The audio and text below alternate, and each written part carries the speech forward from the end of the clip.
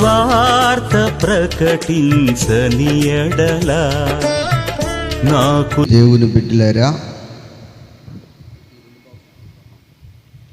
కొద్ది నిమిషాలు దేవుని వాక్యాన్ని మనము ధ్యానం చేసుకున్నాం. ఇంతవరకు పాటలు పాడటానికి కృపనిచ్చిన దేవునికి స్తోత్రాలు చెల్లిద్దాం. అలాగే మరి అనేకమైన ప్రార్థనలు మనం చేసి ఉన్నాం. ప్రతి ప్రార్థన ప్రభు ఆలకించి ప్రతి ప్రార్థనకు జవాబు అనుగ్రహిస్తున్న దేవునికి మరొకసారి స్తోత్రాలు చెల్లిద్దాం. స్తోత్రం, స్తోత్రం, స్తోత్రం, స్తోత్రం, స్తోత్రం. హల్లెలూయా. అపోస్తుల కార్యాలు 1వ అధ్యాయము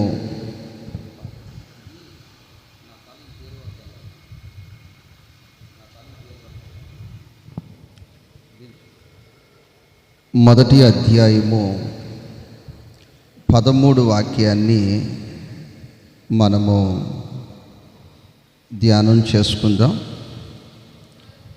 అపోస్తుల కార్యాలు 1వ అధ్యాయము 13 వాక్యాన్ని మనము ధ్యానం చేసుకుందాం. వారు పట్టణములో ప్రవేశించి తాము బస చేయుచుండిన మేడ గదిలోనికి ఎక్కిపోయిరి. దేవునికి స్తోత్రము. హల్లెలూయా. ప్రియ దేవుని బిడ్డలారా, యేసుక్రీస్తు ప్రభువారు ఈ భూలోకము నుంచి ఆరోహణమయ్యి మరలా పరలోకానికి వెళ్ళారు. పరలోకానికి వెళ్ళిన తరువాత వెళ్ళే ముందు కొన్ని విషయాలు చెప్పారు. మీరు శక్తి పొందు వరకు పట్టణములో నిలిచి ఉండుడి. పరిశుద్ధాత్మ మీ మీదకి వచ్చినప్పుడు మీరు శక్తి పొందుతారు. పరిశుద్ధాత్మ మీ మీదకి వచ్చినప్పుడు మీరు బలము పొందుతారు. మీరు అభిషేకం పొందాలి. మీరు పరిశుద్ధాత్మను పొందాలి. మీరు అభిషేకమును పొందాలి అని ఆ విధముగా వారికి అనేకమైన సూచనలు ఇచ్చి ప్రభు పరలోకానికి ఆరోహణమయ్యారు. అయితే సుమారు యేసుక్రీస్తు పరలోకానికి ఆరోహణమైనప్పుడు 500 మంది ప్రజలు ఉన్నారు. ఈ 500 మంది ప్రజలకు ప్రభు చెప్పిన విషయం, మీరు శక్తి పొందే వరకు పట్టణములో నిలిచి ఉండాలి. పరిశుద్ధాత్మ మీ మీదకి వచ్చినప్పుడు మీరు శక్తివంతులుగా మార్చబడతారు. మీ బలహీనతలో నుంచి మీరు విడుదల పొందుతారు. ప్రతి విషయములో ఒక దీవెనకరముగా మీ బ్రతుకులు, మీ జీవితాలు మార్చబడతాయి. మీ బ్రతుకులు, మీ జీవితాలు దీవెనకరముగా మార్చబడాలి అంటే, ఆశీర్వాదకరముగా మార్చబడాలి అంటే మీరు శక్తి పొందాలి. దేవునికి స్తోత్రం అని చెప్తే, ఈ 500 మందిలో ఒక 120 మంది మాత్రము ఆశపడుతూ ఉన్నారు. ఎందుకనంటే, మేము శక్తి పొందాలి, మేము బలము పొందాలి, మేము శక్తి పొందాలి, మేము పరిశుద్ధాత్మ అభిషేకము పొందాలన్న ఆశ, కోరిక వారిని భక్షిస్తుంది. ఈ 380 మంది కూడా విన్నారు, విడిచిపెట్టి మరలా వారు చేస్తూ ఉన్న మరలా వారి పాత జీవితంలోనికి, మరలా పాత స్వభావంలోనికి వాళ్ళు వెళ్ళిపోయారు. వాక్యము వినటము ముఖ్యము కాదు, వాక్యానుసారముగా జీవించటం చాలా ముఖ్యం. చాలామంది వాక్యం వింటే సరిపోతుందిలే, వాక్యము చదివితే సరిపోతుందిలే, వాక్యం చెప్తే సరిపోతుందిలే అనుకుంటారు. లేదు, వారి భ్రమ. నీ జీవితంలో నీవు వాక్యానుసారముగా నడవటము చాలా ముఖ్యం. వీరు ఈ 120 మంది ఎక్కడికి వెళ్ళారంటే మేడ గదిలోనికి వెళ్ళిపోయారు. దేవునికి స్తోత్రం. అమ్మ చెప్పండి, ఎక్కడికి వెళ్ళిపోయారు? మేడ గదిలోనికి వెళ్ళిపోయారు. మొదటి అధ్యాయము 15 వాక్యాన్ని చదువుదాం. మొదటి అధ్యాయము 15 వాక్యాన్ని ఒకసారి చదువుదాం. ఆ కాలమందు ఇంచుమించు 120 మంది కూడి ఉన్నారు. వీళ్ళందరూ కూడా లోకాన్ని విడిచి, లోకములో ఉన్న వాటిని విడిచి ఆయన మాటను పట్టుకొని ఆ స్థలంలో వారు కూడి ఉన్నారు. దేవునికి స్తోత్రం. ఆ యొక్క మేడ గది అనుభవాలలోనికి వారు వచ్చారు. ఎక్కడికి వచ్చారమ్మా? మేడ గది అనుభవంలోనికి వచ్చారు. ఇక మిగిలిన వారందరూ ఈ మేడ గది అనుభవంలోనికి రాకుండా ఇక లోకములో ఉన్న వాటిలో అటు ఇటు తిరుగుతూ ఉన్నారు. దేవునికి స్తోత్రం. అయితే ఈ మేడ గది అనుభవంలోనికి ఎవరు వచ్చారు అని చూస్తే 14 వాక్యాన్ని ఒకసారి చదువుకుందాం. వీరందరూ అంటే ఆ పైన యేసు ప్రభు శిష్యుల యొక్క సంఖ్య, వారి పేర్లు, వారి అడ్రస్సులు ఉన్నాయి. ఆ తదుపరి 14వ వచనాన్ని చూస్తే వీరందరూ వీరితో కూడా కొందరు స్త్రీలను యేసు తల్లి అయిన మరియయు. దేవునికి స్తోత్రం. యేసు తల్లి అయిన మరియ అంటే బైబిల్లో మరియమ్మలు చాలామంది ఉన్నారు. మరియమ్మలు చాలామంది ఉన్నారు. అయితే మరియా అని వదిలిపెడితే ఆ మరి ఏ మరియోలే, మా మరి ఇక్కడే ఉంది, మా తల్లి ఇక్కడే ఉందని వాళ్ళు అనేవాళ్ళు. ఇక్కడ క్లియర్గా రాయబడి ఉన్న విషయం ఏంటంటే యేసు తల్లి అయిన మరియా. ఈ యేసు తల్లి అయిన మరియ కూడా ఆశ ఏమిటంటే నేను అభిషేకం పొందాలి, నేను సహవాసము కావాలి, నాకు పరిశుద్ధాత్మ అభిషేకము కావాలని ఆశ. దేవునికి స్తోత్రం. హల్లెలూయా. యేసు తల్లి అయిన మరియా మేడగది అనుభవాలలో ఉండి పరిశుద్ధాత్మ అభిషేకం పొంది అన్య భాషలతో నింపబడి ప్రార్థన చేస్తుంటే కొందరు టెంకాయలు పట్టుకుని మాల్లో పట్టుకుని తిరుగుతూ ఉన్నారు. ఏంటి అటు తిరుగుతున్నావు, పిచ్చోడా, పిచ్చి పెట్టిందిరా నీకంటే మా తల్లికి మేము కొట్టుకుని రావాలి. మా తల్లికి మేము, బైబిల్ చెప్తుంది, వాక్యం చెప్తుంది, దేవుని వాక్యము సూటిగా రాయబడి ఉంది. ఈ మేడగది అనుభవాలలో యేసు తల్లి అయిన మరియ ఉన్నారు. దేవునికి స్తోత్రం. ఎందుకనంటే ఆ తల్లి నేను అభిషేకించబడాలని, నేను ఆత్మతో నింపబడాలి, నేను శక్తి పొందాలి. దేవునికి స్తోత్రం అని ఆశ. ఈరోజు ఈ ఆశ నీ జీవితంలో కలిగి ఉన్నావా? లేక ఈ 380 మంది మరలా లోకములోనికి వెళ్ళిపోయినట్లు, మరలా పాత జీవితంలోనికి వెళ్ళిపోయినట్లు, పాత పద్ధతుల్లోనికి వెళ్ళిపోయినట్లు నువ్వు వెళ్ళిపోతూ ఉన్నావా? ప్రియ దేవుని బిడ్డలారా, ఇదే యెరూషలేములో మరొక స్థలం ఉంది. అది దేవాలయము. చెప్పడం ఏంటది? దేవాలయం. అది సొలొమోను కట్టిన మందిరం. చెప్పాలి, ఏ మందిరం అమ్మా?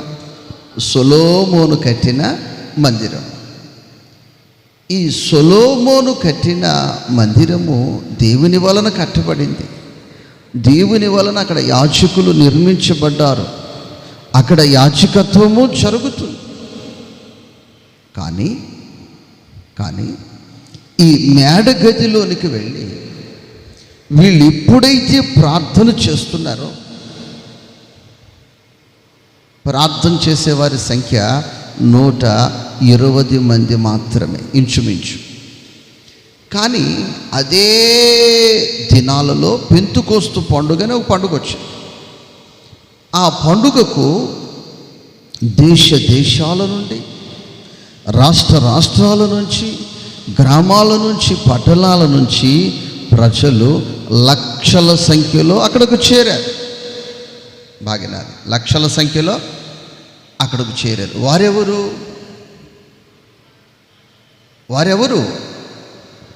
వారు కూడా భక్తులే, వారు కూడా క్రైస్తవులే. కానీ 120 మంది మాత్రము మేడగదిలోనికి వచ్చారు. పండుగకు లక్షల సంఖ్యలో, వేల సంఖ్యలో ప్రజలు వచ్చారు. మేడగదిలోనికి ఎంతమంది వచ్చారు? 120 మంది మాత్రమే వచ్చారు. వాళ్ళు అంటున్నారు, ఇదిగో ఇది సొలొమోను కట్టిన మందిరం, ఇక్కడ ఉంది దేవుని మహిమ, ఇక్కడ ఉంది దైవ ప్రత్యక్షత. మా తాతలు, మా తండ్రులు, వారి తాతలు, వారి తండ్రుల కాలము నుంచి ఇదిగో దేవుని మహిమ ఇక్కడ చూస్తున్నారు. దేవునికి స్తోత్రం. ఈ 120 మంది మాత్రమే ఈ స్థలములో చేరారు, ఈ స్థలములో కూడారు. ఈ స్థలములో వారి హృదయము తెరచి, చెప్పలం ఏం తెరచి? వారి హృదయము తెరచి అన్య భాషలు మాట్లాడుతున్నారు. చెప్పలం ఏం మాట్లాడారు? అన్య భాషలు మాట్లాడుతూ ఉన్నారు. నా ప్రియ తల్లి, నా ప్రియ సహోదరి, నా ప్రియ సహోదరుడా, ఇప్పుడైతే వీరు అన్య భాషలు మాట్లాడుతున్నారు, వీరు ప్రభువుని స్తుతిస్తున్నారో, ఆ 2 వాక్యం ప్రారంభంలో ఉంటుంది. అప్పుడు వేగముగా వీచు బలమైన గాలి వంటి ఒక ధ్వని ఆకాశము నుంచి. అపోస్తుల కార్యాలు 2వ అధ్యాయము 1వ వాక్యం. పెంతెకోస్తు అను పండుగ దినము వచ్చినప్పుడు అందరూ ఒక చోట కూడి ఉండిరి. అప్పుడు వేగముగా వీచు బలమైన గాలి వంటి ఒక ధ్వని ఆకాశము నుండి అకస్మాత్తుగా వారు కూర్చుని ఉన్న ఇల్లంతా నిండిను. మరియు అగ్నిజ్వాలల వంటి నాలుకలుగా విభజించబడిన వారికి కనబడి వారిలో ఒక్కొక్కరి మీద రాలగా అందరూ పరిశుద్ధాత్మతో నిండుకొనిన వారై ఆత్మ వారికి వాక్శక్తి అనుగ్రహించుకొలది అన్య భాషలు మాట్లాడసాగిరి. ఆ కాలమున ఆకాశము క్రింద నుండి ప్రతి జనములో నుండి వచ్చిన భక్తి గల యూదులు యెరూషలేములో కాపురమున్నారు. ఆ శబ్దము 6 వాక్యం చదువుదాం. ఈ శబ్దము కలుగగా జనులు గుంపులుగా కూడి వచ్చి ప్రతి మనుషుడు తన స్వభావముతో వారు మాట్లాడుట విని కలవరపడి. దేవునికి స్తోత్రం, హల్లెలూయా. అంతటా వారందరూ నిర్భ్రాంతి నుండి ఆశ్చర్యపడి, ఇదిగో ఆ మాటలాడుచున్న వీరందరూ గలిలయురు కారా. మనలో ప్రతివాడును తాను పుట్టిన దేశముతో వీరి మాటలాడుచున్నాడని మనం వింటిమే. ఇది ఏమి? నా ప్రియ దేవుని బిడ్డలారా, మనం 5 వాక్యాన్ని మరొకసారి చదువుకుందాం. ఆ కాలమున ఆకాశము నుండి ఉన్న ప్రతి జనములో నుంచి వచ్చిన భక్తిగల యూదులు యెరూషలేములో కాపురముండిరి. చాలు. వాళ్ళు ఎందుకు వచ్చారు అంటే పండుగకు వచ్చారు. వాళ్ళు ఎందుకు వచ్చారమ్మా? సొలొమోను దేవాలయం దగ్గరికి వచ్చారు. వాళ్ళు పండుగ చేసుకుని ఆశీర్వదించబడి దీవించబడి వెళ్ళాలని వచ్చారు. కానీ వారు ఇప్పుడు ఎక్కడికి వచ్చారంటే, ఈ వాక్శక్తి వీరికి అనుగ్రహించిన కొలది అన్య భాషలతో నింపబడి మాట్లాడుతున్నారే, వారు మేడ గది దగ్గరకు వచ్చారు. ఇప్పుడు దేవునికి స్తోత్రం. నా ప్రియ దేవుని బిడ్డలారా, ఈరోజు ఆదిమ సంఘము స్థాపించబడింది ఆ మేడగదిలోనే. ఆ మేడగదిలోనే ఆశ్చర్యకార్యాలు జరిగాయి. ఆ మేడగదిలోనే అద్భుతాలు జరిగాయి. ఆ మేడగదిలోనే ఆశ్చర్యకార్యాలు జరిగాయి. ఆ మేడగదిలో నుంచే ప్రపంచ దేశాలకు అపోస్తులు అక్కడ నుంచి ధైర్యము పొందుకుని బయలు వెళ్ళినట్లు చరిత్ర రాయబడి ఉంది. కాబట్టి ఇప్పుడు నీ జీవితంలో పండుగకు వెళ్ళే క్రైస్తవు వలె నీవు ఉన్నావా? లేకపోతే మేడగదిలోనికి వచ్చే అనుభవములో నీవు ఉన్నావా? ఈరోజు పండుగ రోజు వచ్చేవాళ్ళు చాలామంది ఉన్నారు. 10 మంది ఎక్కడ ఉంటే అక్కడ బాగుంటుందని వెళ్ళేవాళ్ళు చాలామంది ఉన్నారు. కానీ మేడగది అనుభవాలను నేటి దినాన క్రైస్తవుడు గుర్తించలేకపోతున్నాడు. సత్యాన్ని గుర్తించలేకపోతున్నాడు. సత్యాన్ని గమనించలేకపోతున్నాడు. కాబట్టి నా ప్రియ దేవుని బిడ్డలారా, యెరూషలేము పట్టణం అంతా పండుగ వాతావరణముతో నిండిపోయి ఉంది. కానీ వీళ్ళు ఆ పండగ వాతావరణములోనికి వెళ్ళిపోకుండా మేడగది అనుభవంలోనికి వచ్చారు. ఎక్కడికి వచ్చేసారమ్మా? మేడగది అనుభవంలోనికి వచ్చారు. ఇక పండుగ వాతావరణం అంటే ఎలా ఉంటుందంటే పువ్వులు, మాలలు, టెంకాయలు. చెప్పండి అమ్మా, ఏముంటుందమ్మా? పువ్వులు, మాలలు, ఇక టెంకాయలు, ఇక భయంకరముగా ఉంటుంది. ఏంట్రా అంటే మా అమ్మకు మేము పెట్టుకోవాలి. ఏం చేయాలి? ఎవర్రా మీ అమ్మ అంటే మా అమ్మ మరియమ్మ తల్లి. మా అమ్మ మా తల్లి మరియమ్మ తల్లి. అసలు మరియమ్మ తల్లి ఎక్కడ ఉంది అని బైబిల్ చూస్తే ఆమె మేడగది అనుభవాలలో ఆత్మతో నింపబడి ఉంది. అన్య భాషలు మాట్లాడుతుంది. పరిశుద్ధులతో కలిసి ఆమె గాన ప్రతిగానాలు పాడుతుంది. దేవునికి స్తోత్రం. పరిశుద్ధుడు, అతి పరిశుద్ధుడు అని గాన ప్రతిగానములు చేయుచు ఉందును. పరిశుద్ధుడు, అతి పరిశుద్ధుడు అని గాన ప్రతిగానములు చేయుచు ఉందును. ఏక దేవుడైనా యెహోవాను కెరూబులు, సెరాపులు నిత్యము ఆరాధించుదురు. పరిశుద్ధుడు, అతి పరిశుద్ధుడు అని గాన ప్రతిగానములు చేయు. హల్లెలూయా. కాబట్టి ప్రియ దేవుని బిడ్డలారా, మేడగది అనుభవాలలోనికి ఎవరైతే వస్తారో వారు వర్ధిల్లుతారు, వారు దీవించబడతారు.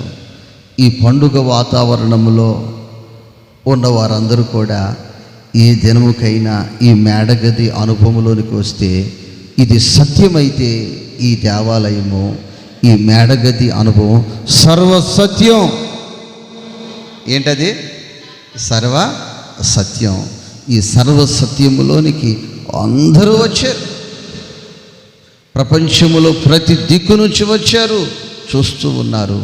ఏమిటంటే వీరు మేడగది అనుభవములో ఉన్నారు. దేవునికి స్తోత్రం. సామెతలు 21 అధ్యాయము 9 వాక్యాన్ని చదువుకుందాం. 9 వాక్యాన్ని చదువుకుందాం. గయాలితో పెద్ద ఇంట నుండుట కంటే, గయాలితో పెద్ద ఇంట నుండుట కంటే, పెద్ద ఇంట ఉండుట కంటే మిద్దె మీద, మిద్దె మీద ఒక మూలన నివసించుట మేలు. ఒక మూలన నివసించుట మేలు. ఈ వాక్యమును మనము గమనించి చూస్తే గయాళితో అంటే ఇక్కడ ఒక స్త్రీని చూపిస్తుంది. గయాళితో పెద్ద ఇంట ఉండుట కంటే మిద్దె మీద ఒక మూలన ఉండుట మేలని. ఇప్పుడు ఈ వాక్యము అయితే రాకాసి అయిన భార్యతో జీవితాన్ని కొనసాగించుట కంటే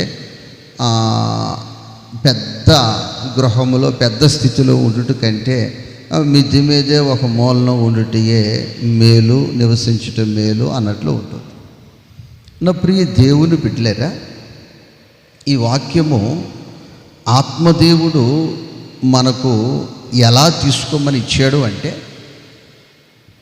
ఈ గయాళి అంటే ఒక స్త్రీ మాత్రమే కాదు, ఒక పురుషుడు మాత్రమే కాదు, ప్రతి ఒక్క స్త్రీలో ఈ గయాళి స్వభావాలు ఉంటాయి, ప్రతి ఒక్క పురుషునిలో కూడా ఉంటాయి. అయితే వీళ్ళు ఎక్కడ ఉన్నా పక్కవారికి చాలా ఇబ్బంది పెడుతుంటారు, పక్కవారిని చాలా బాధ పెడుతుంటారు. పక్కవారు పరిస్థితి ఎలా ఉంటుందంటే ఆ మనిషి నోట్లో నోరు పెట్టడం చాలా తప్పు. ఆ మనిషి నోట్లో నోరు పెట్టడం చాలా తప్పు. అందుకే మరొకరు ఏమంటారంటే పెంట మీద రాయేస్తే ఏమవుతుంది, మన బట్టల మీద పడవచ్చు, మన ముఖం మీద కూడా పడవచ్చు. అలాంటి వారు వీళ్ళు. కాబట్టి దుష్టునికి దూరముగా ఉండటం మంచిది అన్నట్లు మాట్లాడతారు పెద్ద సామెత. నా ప్రియ దేవుని బిడ్డలారా, ఇప్పుడు నల్లగా ఉంటారు కొందరు. వారిని ఎవరు చేశారు? యేసయ్య చేశారు. వాళ్ళు ఎరుపు రావాలని ఎన్ని రంగులు వేసుకున్నా ఆ స్కిన్ పాడైపోవటం తప్ప వాళ్ళు ఎరుపు రాలేదు. నల్లపాళ్ళు నలిపే, తెలుపోళ్ళు తెలిపే, ఎరుపోళ్ళు ఎరిపే. మనుషులు రంగులను మార్చగలుగుతున్నారు. మనుషులు ఏం మార్చగలుగుతున్నారు? రంగుల్ని మార్చగలుగుతున్నారు. దేవునికి స్తోత్రం. ఇండియాలోనే నలుపేసుకుంటారు, అమెరికాలోనేమో ఎరుపు రంగు వేసుకుంటారు. తేడా ఏం లేదు. దేవుని స్తోత్రం. వాళ్ళు ఏ రంగు వేసుకుంటారు? ఇంటికలకి ఎరుపు రంగు వేసుకుంటారు. ఇండియాలో నల్ల రంగు వేసుకుంటారు. దేవునికి స్తోత్రం. హల్లెలూయా. నా ప్రియ దేవుని బిడ్డ, నా ప్రియ సహోదరి, నా ప్రియ సహోదరుడా, కొందరు మనుషులు స్వభావం మెతకగా ఉంటారు. ఎలా ఉంటారు? బాగా మెత్తగా ఉంటారు. కొందరు మాత్రము గయాళి వలె ఉంటారు. ఈ నోరు కూడా ఎవరిచ్చారు అంటే దేవుడిచ్చింది. ఈ నోరు ఎవరిచ్చింది? దేవుడిచ్చింది.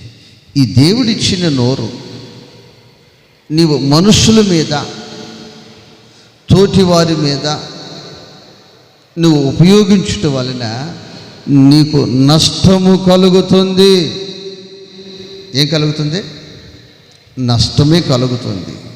నీకు కీడు కలుగుతుంది, నీకు దోషము కలుగుతుంది. ఎందుకంటే విస్తారమైన మాటల వలన దోషముందని దేవుని వాక్యం చెప్తుంది. అయితే నీ ప్రియ దేవుని బిడ్డలారా, బైబిల్లో ఒక వ్యక్తి ఉన్నాడు. ఆ వ్యక్తి పేరు యాకోబు.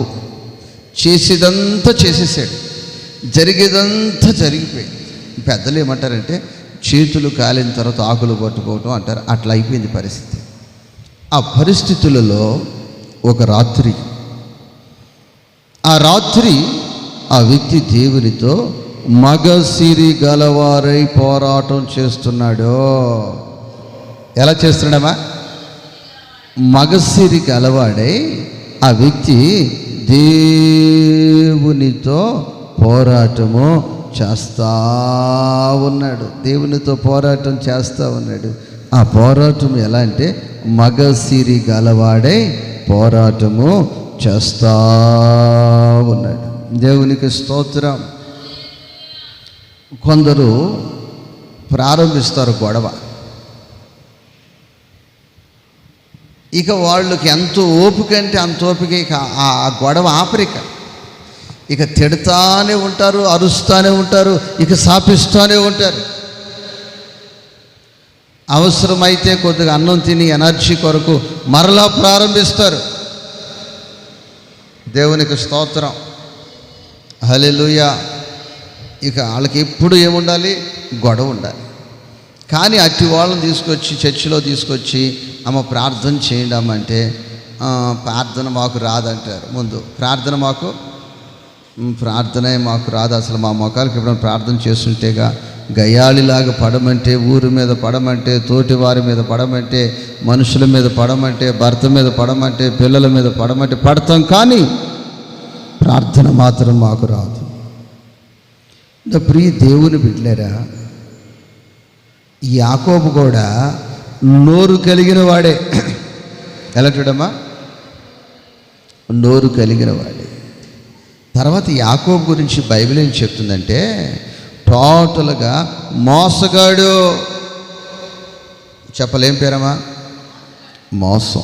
తల్లినైనా మోసం చేస్తాడు, తండ్రినైనా మోసం చేస్తాడు, తోబుట్టునైనా మోసం చేస్తాడు, రక్త సంబంధికుడైనా మోసం చేస్తాడు. పట్టెడు మెతుకుల కొరకు రూపాయి కొరకు, పట్టెడు మెతుకుల కొరకు రూపాయి కొరకు ఏ పని చేయటానికైనా ఆ వ్యక్తి తెగిస్తాడు. అయ్యో, నేను చేసే ద్రోహం నా అన్నదమ్ములకే చేస్తున్నానే, నేను చేసే ద్రోహం నా వారికే చేస్తున్నానే, నా తండ్రికే చేస్తున్నానే, నాకు జన్మనిచ్చిన తండ్రికి చేస్తున్నానా, ఇంకిత జ్ఞానము కూడా వ్యక్తికి ఉండదు. మోసగాడు. దేవునికి స్తోత్రం. ఆ మోసగాడు అతని బ్రతుకు మీద అతనికి విరక్తి కలిగింది. ఏం కలిగిందమ్మా?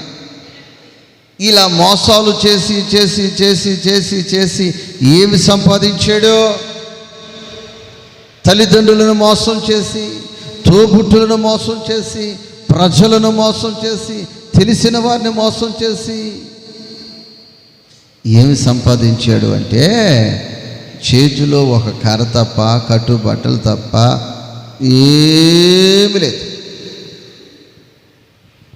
చెప్పండి, యాకోబు దగ్గర చేతిలో ఒక కర్ర, కట్టుబట్టలు తప్ప ఇంకేమి మిగిల. మోసం చేసేవాళ్ళు బ్రతుకంతే. ఏదో సంపాదించామో అనుకుంటారు, ఇదంతా నాదేని అనుకుంటారు, కానీ వాళ్ళ బ్రతుకులు ఏం మిగలుతాం. దేవునికి స్తోత్రం. ఇప్పుడు యాకోబుకి అర్థమైపోయింది. ఏం అర్థమైందంటే నా తెలివి చేత, నా శక్తి చేత, నా జ్ఞానం చేత ఎంత కష్టపడినా, ఎంత మోసం చేసినా, ఎంత కష్టపడినా, ఎంత మోసం చేసి కూడబెట్టినా ఆఖరికి చేతిలో కర్ర, కట్టుబట్టలు తప్ప ఏమీ మిగలదని బుద్ధి తెలుసుకున్నవాడే ఆ రాత్రి ప్రభు పాదాల దగ్గర మగ సిరి గలవాడై పోరాటం ప్రారంభించాడు. దేవునికి స్తోత్రం. మగ సిరి గలవాడై ప్రార్థన ప్రారంభించాడు. అతడి గయాళి నోరుకి, అతని పట్టుదలకు అతడు ప్రార్థన కూడా ఎలా చేస్తాడంటే, బాగా గయ్యాళి అయిన మనుషులు బాగా కోపం వచ్చినప్పుడు ఎదుటి వ్యక్తిని ఎలా తిడతారు తెలుసా మీకు? ఎంత ఎనర్జీ తెచ్చుకొని, ఎంత శక్తి తెచ్చుకొని ఎంత తిడతారంటే అన్న తిడతారు. అలాగా యాకోబు ప్రార్థన ఉంది. యేసయ్యా, నా బ్రతుకు మార్చు, నా జీవితాన్ని మార్చు, నా పేరు మార్చు, నా శాపాన్ని తొలగించు, నా కీడును తొలగించు, నా బ్రతుకులో, నా జీవితంలో నిజం చెప్పడం తెలియదు. ఏం చెప్పడం తెలియదు? నిజం చెప్పడం తెలియదు. నిజం చెప్పరు కొంత, నిజమో చెప్పరు కొంత. అయ్యా, నా బ్రతుకు మారాలి, నా బ్రతుకు మారాలి, నా జీవితం మారాలి ప్రభువా అంటూ ఆ వ్యక్తి ప్రార్థన చేస్తూ ఉంది. అతని నోటికి ప్రభు అంటున్నాడు, ఒరే నాయనా, ఈ రోజుకి వదిలిపెట్టరా అంటున్నాడు. ఈ రోజుకి అమ్మా గొడవ వదిలిపెట్టమ్మా, గొడవ వదిలిపెట్టమ్మా, అమ్మా గొడవ వదిలిపెట్టమ్మా, సమాధానం గుడ్డమ్మా, పానీ అమ్మ అంటే, ఆహా పోయేది లేదు పాస్టర్ గారు, తేలిపోవాలి వాళ్ళ, పోయేది లేదు, ఈరోజు అటో ఇటో తేలిపోవాలి అంటాడు. అయితే నా ప్రియ దేవుని బిడ్డ, నా ప్రియ సహోదరి, నా ప్రియ సహోదరుడా, యాకోబు కూడా వదిలిపెట్టట్లా. ప్రభు అంటున్నాడు, యాకోబా నన్ను కాస్త వదిలిపెట్టిన ఆయన అంటున్నాడు. తెల్లవారిపోయిందిరా నాయన, నన్ను వదిలిపెట్టు, నా శాపము తొలగే వరకు, నా కీడు నన్ను విడిచి వెళ్ళే వరకు, నా పేరు మారే వరకు, నా దరిద్రం పోయే వరకు నిన్ను విడిచిపెట్టేది లేదు. కొడ చప్పట్ల హల్లెలూయా. నిన్ను వదిలిపెట్టేది లేదు. హల్లెలూయా. యుద్ధం చేస్తావా నాతో? అయ్యా సిద్ధమే. ఏమంటున్నాడు? యుద్ధానికి సిద్ధమే. నా ప్రియ దేవుని బిడ్డరా, నా దేవునికి కోపం వచ్చి ఒక్క దెబ్బేసేసరికి కాలు ఇరిగిపోయిందండి. యాకోబుకి ఇరిగిపోయింది కాలు. అయినా నేను నిన్ను విడవను ప్రభువా, నేను వదిలేది లేదు. ఏమి చేయలేక, దేవునికి స్తోత్రం. గయ్యలుడు ఎవరో యాకోబు ఏం చేయలేక దేవుడే అతని బ్రతుకుని మార్చి, అతని పేరుని మార్చి, అతని నిందలు తొలగించి, అతని శాపాన్ని తొలగించి, అతని మీదకు వచ్చిన గోష్టను తొలగించి ఆ రాత్రి యాకోబును ఆశీర్వదించి వెళ్ళిపోయాడు. కూడా చప్పట్ల హల్లెలూయా. నేను కొన్ని దగ్గరలు చూస్తా, అమ్మ ఎందుకు అది వదిలిపెట్టేశారు, అయ్యా ఎందుకు అది ఇచ్చేసారంటే వాళ్ళ నోటికి పోలాకి ఇచ్చేసామంటున్నారు కొందరు. దేవునికి స్తోత్రం. కాబట్టి ప్రియ దేవుని బిడ్డలారా, నీవు సామాన్యమైన వ్యక్తివి కాదు. ఈ వాక్యం వింటున్న నీవు సామాన్యమైన వ్యక్తివి కాదు. నువ్వు చాలా శక్తి కలిగిన వ్యక్తివి, చాలా మాట్లాడగలిగిన వాక్చాతుర్యము కలిగిన వ్యక్తివి. ఒక రకంగా చెప్పాలంటే నీకు బాధ కలగవచ్చు, నువ్వు సామాన్యమైన గయ్యాళివి కాదు, గొప్ప గయ్యాళివి. అయితే నీవు అది ఎక్కడ ఉపయోగించాలంటే మనుషుల మీద కాదు, తోటి వారి మీద కాదు, స్నేహితుల మీద కాదు, రక్త సంబంధికుల మీద కాదు, ప్రభు ఎదుట నీవు ఉపయోగిస్తే, ప్రభువు మీద నువ్వు పోరాటం ప్రారంభించగలిగితే విడిచేది లేదు. ఇదిగో ఇదిగో నన్ను ఆశీర్వదించే వరకు, నా బ్రతుకుని మార్చే వరకు, ఇదిగో నన్ను వెంబడిస్తున్న దోషము పోయే వరకు నిన్ను విడువను, నిన్ను వదిలేది లేదు, నిన్ను విడిచేది లేదని గట్టిగా పట్టుకుంటే నా దేవుడు ఆ వ్యక్తిని ఆశీర్వదించాడు. కొట్ట చప్పట్ల హల్లెలూయా, హల్లెలూయా.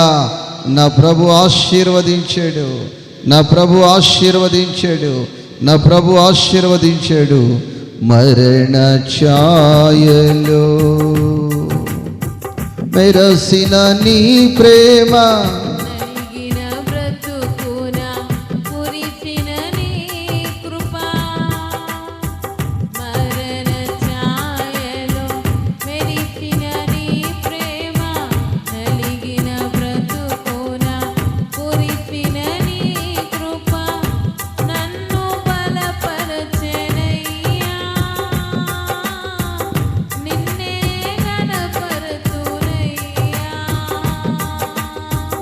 నన్ను గణపరచునయ్యా,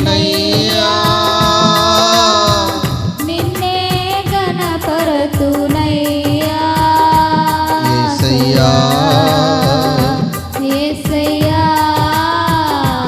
యేసయ్యా యేసయ్యా. హల్లెలూయా. యాకోబు ఆ రాత్రి ఎంతో బలం పొందుకున్నాడు, ఎంతో శక్తిని పొందుకున్నాడు.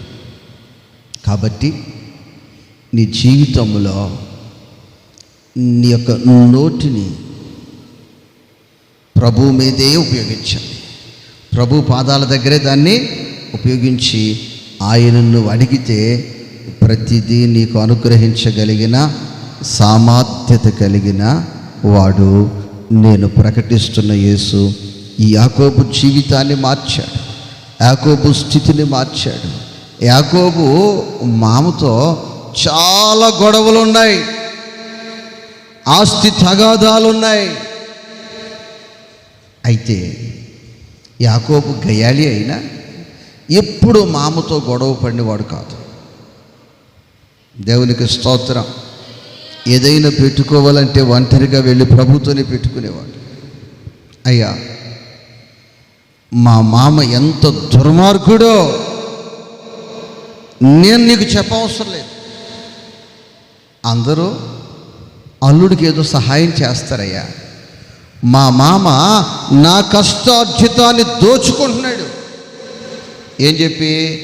అబద్ధాలు చెప్పి అబద్ధాలు చెప్పి అబద్ధాలు చెప్పి అబద్ధాలు చెప్పి అబద్ధాలు చెప్పి. మరి ఏంటైనా అంటే, నాయనా న్యాయము చేసే నీవు నాకుంటే, ఎవరుంటే? నీవు నాకుంటే నాకు చాలు. మా మామ నా జీతాన్ని మారుస్తున్నాడు, నా కష్టార్జితాన్ని దోచుకుంటున్నాడు. మరి ఏం చేద్దాం? మీ మామ మీదకి కొట్లాటికి వెళ్దాం, గొడవకి వెళ్దాం అంటే లేదు లేదు, నువ్వు నాకు చాలు, నువ్వు నాకు చాలు, నీవు నాకు చాలు. న్యాయము చేసే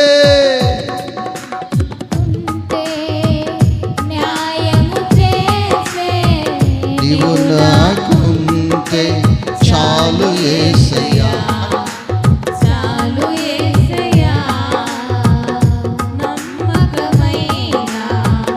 దేవుడవైనా నీవే చాలు యేసయ్యా.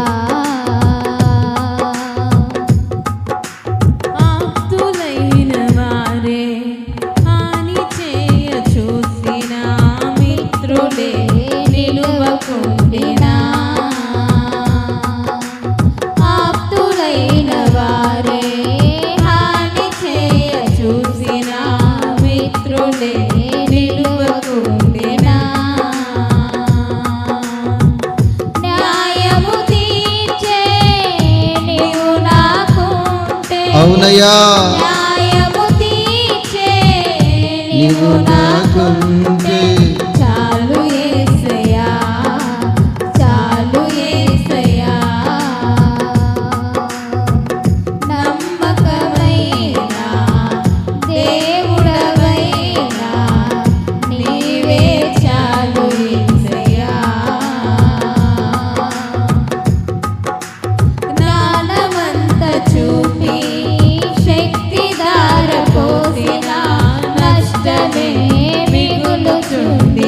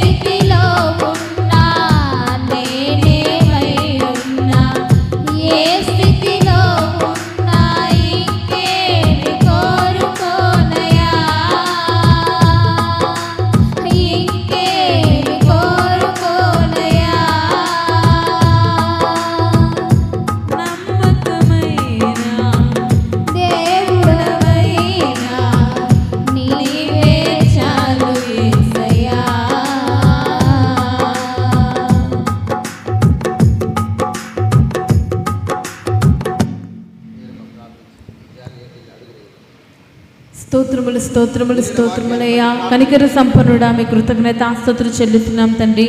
మీ దాసుని అభిషేకించి మీరు మాట్లాడిన ప్రతి మాటను బట్టి కృతజ్ఞతాస్తుతులు చెల్లిస్తున్నాం. ఇది నాన్న తండ్రి యేసయ్య, మేము ప్రభా పండుగ తండ్రి పెంతెకోస్తు దినమున అనేకులు తండ్రి పండుగకు వచ్చారు ప్రభా. మేము పండుగ భక్తులలాగా ఉన్నామా, లేక మా ఆత్మీయ స్థితిలో తండ్రి మేడగది మీద చేరి తండ్రి యేసయ్య ఉన్నతమైన అభిషేకాన్ని పొందుకొని అన్య భాషలు మాట్లాడే విధముగా ఉన్నామా తండ్రి. మమ్మల్ని మేము పరీక్షించుకునే విధముగా మీరు మాట్లాడిన విధానాన్ని బట్టి కృతజ్ఞతాస్తుతులు చెల్లిస్తున్నాం ప్రభా. గయ్యాలితో పెద్ద ఇంటుండ కంటే మిద్దె మీద ఒక మూల నివసించుట మేలని మీ లేఖనాలు సెలవిస్తున్నాయి కదా. మా గయ్యాలితనాన్ని తండ్రి, మా మగసిరి కలిగిన భక్తిని ప్రభా యేసయ్య మేము ప్రదర్శించుకోవడానికి కృప చూపించండి తండ్రి. మా గయ్యాలితనాన్ని ప్రభా యేసయ్య మనుషుల మీద చూపించకుండా ప్రభా, మనుషులతో మా సాక్ష్యాన్ని పోగొట్టుకునే వారిగా మేము ఉండకుండా ప్రభా.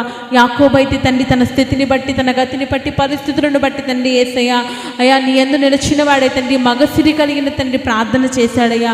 మగసిరి కలిగి తండ్రి పోరాటము చేశాడయ్యా. తన మోసపూరితమైన జీవితాన్ని విడిచిపెట్టి ప్రభా యేసయ్య ఇశ్రాయేలుగా నూతనమైన జీవితాన్ని తండ్రి ప్రారంభించాడు ప్రభా. ఆ విధమైనటువంటి మగసిరి కలిగిన ప్రార్థన జీవితాన్ని తండ్రి మీరు మాకు నేర్పించమని కోరుచున్నాం. మీరు కృప చూపించమని కోరుచున్నాం తండ్రి. ఆ విధముగా తండ్రి యేసయ్య మేడ మీద నిలిచే భక్తి పరులుగా మమ్మల్ని నిలబెట్టమని తండ్రి, ఈ అభిషేకాన్ని పొందుకునే వారిగా కొనసాగించమని తండ్రి. మగసిరి కలిగిన ప్రార్థనా జీవితాన్ని మాకును పాలు పొందిన ప్రతి ఒక్కరికి అనుగ్రహించమని కోరుచు మా ప్రాణాత్మ దేహాలను నీ హస్తములకు అప్పగించుకొనుచు యేసు నామమును అడుగుచు ఉన్నాము తండ్రి, ఆమేన్.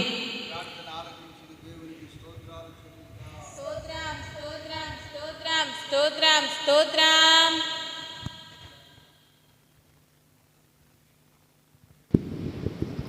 స్తోత్రం స్తోత్రం స్తోత్రం. పరిశుద్ధుడ ప్రేమగల తండ్రి, నీ పరిశుద్ధ నామానికి వందనములు స్తుతులు స్తోత్రాలు చెల్లిస్తున్నాం తండ్రి. నాయన ఇదిగో తండ్రి నాయన దైవ సేవకులు నిలబడి నాయన వర్తమానం అందించారు ప్రభా, నీకు వందనములు స్తుతులు స్తోత్రాలు నాయన.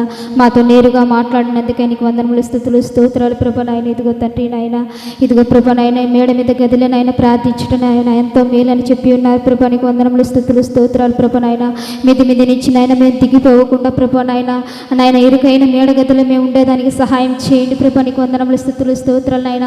మగసిరి కలిగిన ప్రార్థన మాకు అనుగ్రహించండి ప్రభా, నీకు వందనములు స్తుతులు స్తోత్రాలు ప్రభా. నాయన ఇదిగో తండ్రి నాయన మేము గయ్యాలిగా ఉండకుండా ప్రభా నాయన నీ దగ్గర నాయన యథార్థమైన ప్రార్థన చేసేదానికి సహాయం చేయి తండ్రి, నీకు వందనములు స్తుతులు స్తోత్రములు తండ్రి. నాయన మాకు బాధలు వచ్చినప్పుడు తండ్రి నాయన లోకంలో చూడకుండా ప్రభా నాయన మిత్తి మీద వేడగదులు నాయన ప్రార్థించే సహాయాన్ని మాకు దయచేయండి ప్రభా, నీకు వందనములు స్తుతులు స్తోత్రాలు చెల్లిస్తున్నాం తండ్రి. నాయన మేము చేసిన ప్రార్థనలను మీరు వ్యర్థం చేయొద్దు ప్రభా, నీకు వందనములు స్తుతులు స్తోత్రాలు ప్రభా. నాయన మేము చేసిన ప్రార్థనలను మీరు ఆమేనన్నందుకు వందనములు స్తుతులు స్తోత్రాలు చెల్లిస్తూ యేసయ్య పరిశుద్ధ నామమున అడిగి వేడుకుంటున్నాం తండ్రి, ఆమేన్. స్తోత్రం స్తోత్రం స్తోత్రం స్తోత్రం స్తోత్రం. పరిస్థితులన్నీ చేజారిపోయినా, ఎంతగానో శ్రమపడినా ఫలితమేమి లేకున్నా, అనుకున్నవన్నీ దూరమైపోయినా మంచి రోజులు వస్తాయనే నిరీక్షనే లేకున్నా,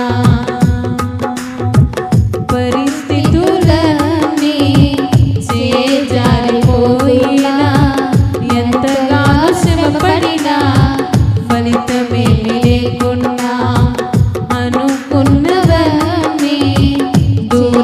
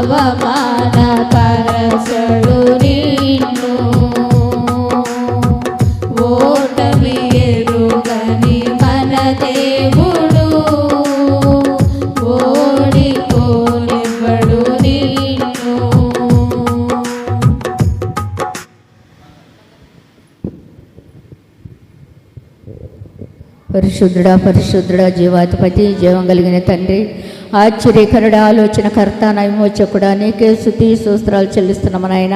నువ్వు సజీవుడు నాయన, సర్వలోకానికి చక్రవర్తి నమ్మదగిన దేవుడా. పోయిన శుక్రవారం నుంచి శుక్రవారం దాకా కాచి కాపాడు ఆయన. కుటుంబాల్లో సమాధానం దయచేసావు, ఐక్యత దయచేవు, ప్రేమ దయచేవు నాయన. నీ సేవకులను బలపరిచేవు నాయన, నీ ఆత్మతో నింపావునైనా, నీ కృపతో నింపావునైనా. నీ సేవకుల చుట్టూ నీ కంచి వేసి నీ కాపుదలు ఉంచయ్యా. నీకు స్తోత్రాలు నాయన. అయ్యా రేపు జరిగే ఆరాధన ఆశీర్వాదకరంగా జరిగించయ్యా. ఎల్లుండి జరిగే ఆరాధన 4 ఆరాధనలు నాయన ఆశీర్వాదకరంగా జరిపించినైనా. నీ సేవకులను బలపరిచినైనా, నీ కృపతో నింపినైనా. ఆరోగ్యం, బలము, శక్తి దయచేయమనైనా. సమస్తము నీకు సాధ్యమయ్యా, నీకు అసాధ్యమైంది ఏది లేదు ప్రభువా. నాయన భయపడకు, దిగులు పడకని వాగ్దానం చేసావు నాయన. ధైర్యం తెచ్చుకో, పని సాగించి తోడుంటున్నావు ప్రభువా. నీకు స్తోత్రాలు నాయన. అయ్యా 20వ తేదీ జరిగే నాయన జువల దినాల ఆరాధన ఆశీర్వాదకరంగా జయపదంగా జరిపించయ్యా. నీకు స్తోత్రాలు. 21వ తేదీ కూడా నాయన నీకు స్తోత్రాలు. ఆ 2 రోజులు నాయన జువల దినాల్లో జరిగే ఆరాధనలలో నువ్వే తోడుగా ఉండి నాయన. సమస్తము నీకు సాధ్యం నాయన. ఏ కొరత లేకుండా నాయన ఆర్థిక పైసలు సహాయం చేసి నాయన. అయ్యా సమృద్ధిగా 2 రోజులనైనా సహాయం దయచేయము నాయన. నీ సేవకుండా బలపరచునైనా, నీ ఆత్మతో నీ కృపతో నింపునైనా. ఏ బలికింతమ లేకుండా నా తండ్రి నీకు స్తోత్రాలు. ఆశ్చర్యకరుడు ఆలోచనకర్త నైమోచకుడా మయా నీకే స్తుతి స్తోత్రాలు చెల్లించుకుంటూ నీ సేవకుడు చెప్పిన వాక్యం మా హృదయాల నాటి నాయన విడిచిపెట్టేవారం కాకుండా నాయన. అయ్యా వాక్యం పరంగా జరుపుకునే భాగ్యం దయచేయము నాయన. అయ్యా మా తండ్రి మలయాళ పాములనైనా తగ్గించునైనా. ఓర్పును దయచేయి, సమాధానము దయచేయము, ఐక్యత దయచేయి, ప్రేమ దయచేయము నాయన. నీ ప్రేమ శాశ్వతమైన ప్రేమ, నీ కృప శాశ్వతమైన కృపయ్యా. అయ్యా నా తండ్రి, నా రాజా, నా కోట, నా కొండ, నా విమోచకుడా నీకే స్తుతి స్తోత్రాలు చెల్లించుకుంటూ చేసిన ప్రార్థన వ్యర్థం చేయకుండా ప్రార్థనకి ప్రతిఫలము దయచేయమని యేసయ్య పరిశుద్ధ నామమున అడిగి వేడుకుంటున్నాం తండ్రి. ఆమేన్.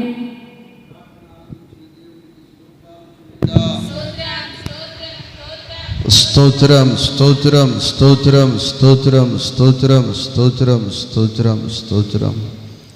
ఈ యొక్క దినము, ఈ యొక్క ఉపవాస ప్రార్థన దీవెనకరముగా ఆశీర్వాదకరముగా జరిగించిన దేవునికి స్తోత్రములు చెల్లిద్దాం. పాలు పొందిన ప్రతి బిడ్డను దీవిస్తూ ఉన్న దేవునికి స్తోత్రాలు చెల్లిద్దాం. ఒక్కొక్క కుటుంబానికి కావలసిన కృప, సహాయము, దీవెన అనుగ్రహిస్తున్న దేవునికి స్తోత్రాలు చెల్లిద్దాం.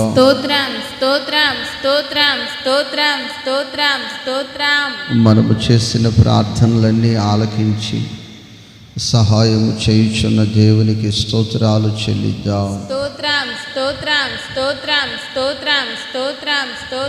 ఆయన కృప, కనికరము, కాపుదల అనుగ్రహిస్తున్న దేవునికి స్తోత్రాలు చెల్లిద్దాం. ఆయనే మనకు తోడుగా నీడగా ఉండి సహాయము చేస్తూ కృప చూపుతున్న రాజుకి స్తోత్రాలు చెల్లిద్దాం.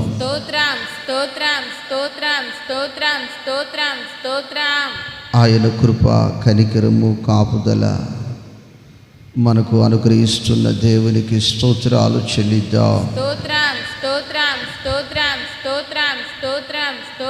ఆదివారపు ఆరాధనలో ఆశీర్వాదకరముగా జరిగిస్తున్న దేవునికి స్తోత్రాలు చెల్లిద్దాం. ఈ నెలలో జరగనయున్న సువార్త సునాద సభలు దీవెనకరముగా జరిగిస్తున్న దేవునికి స్తోత్రాలు చెల్లిద్దాం. అలాగే ఈ రాత్రికి జరుగుతున్న సువార్త కూడిక దేవుడు దీవెనకరముగా జరిగించినట్లు, మరి మన ప్రయాసకు తగిన ప్రతిఫలముగా అనేకమైన నూతన ఆత్మలు నడిపించబడినట్లు ఈ రాత్రి 7 గంటలకు జరుగుతున్న సువార్త కూడిక ఆశీర్వాదకరముగా ప్రభు జరిగించినట్లు ప్రార్థన చేద్దాం. రామసంపాలెంలో జరుగుతున్న సువార్త కూడిక దేవుడు దీవెనకరముగా జరిగించండి. ప్రార్థన చేద్దాం. స్తోత్రములు తండ్రి, మహిమాన్వితుడ, మహనీయుడ, మీ కృతజ్ఞతాస్తుతులు చెల్లిస్తున్నాం ప్రభా. కృపతో జ్ఞాపకం చేసుకోమని కోరుచున్నాం. రాత్రికాలపు దినాన తండ్రి జరగబోతున్నటువంటి తండ్రి సువార్త కూడికను మీరు జ్ఞాపకం చేసుకోండి అయ్యా. ఏదో తండ్రి ఆశామాసిగా కాదు కానీ ప్రభా ఆ యొక్క ప్రాంతంలో అనేకులు తండ్రి యేసయ్య నీ కొరకు తండ్రి నిలబడడానికి ప్రభా ఆ యొక్క ఆత్మలు రక్షించబడడానికి తండ్రి మీరు కృప చూపమని కోరుచున్నాం ప్రభా. ప్రారంభ ప్రార్థన కంటే ముందుగానే అనేకులను తండ్రి యేసయ్య మీ సన్నిధికి ప్రభా మీరు సమకూర్చమని కోరుచున్నాం తండ్రి. మీరు కృప చూపి నడిపించమని కోరుచు రాత్రికాల దినాన జరగబోతున్నటువంటి యొక్క స్వార్థ కొడుకుని మీ హస్తములకు అప్పగించుకొనుచు తండ్రి యేసయ్య మహిమకరముగా జరిగించి అనేకులను మీ కొరకు సిద్ధపరుస్తున్నారని విశ్వసిస్తూ యేసు నామమున అడుగుచు ఉన్నాము తండ్రి. ఆమేన్. ప్రార్థన ఆలకించిన దేవుడు ఈ రాత్రికి జరుగుతున్న మరి ఆ సువార్త కూడిక దేవుడు దీవెనకరముగా ఆశీర్వాదకరముగా జరిగిస్తున్న దేవునికి స్తోత్రాలు చెల్లిద్దాం.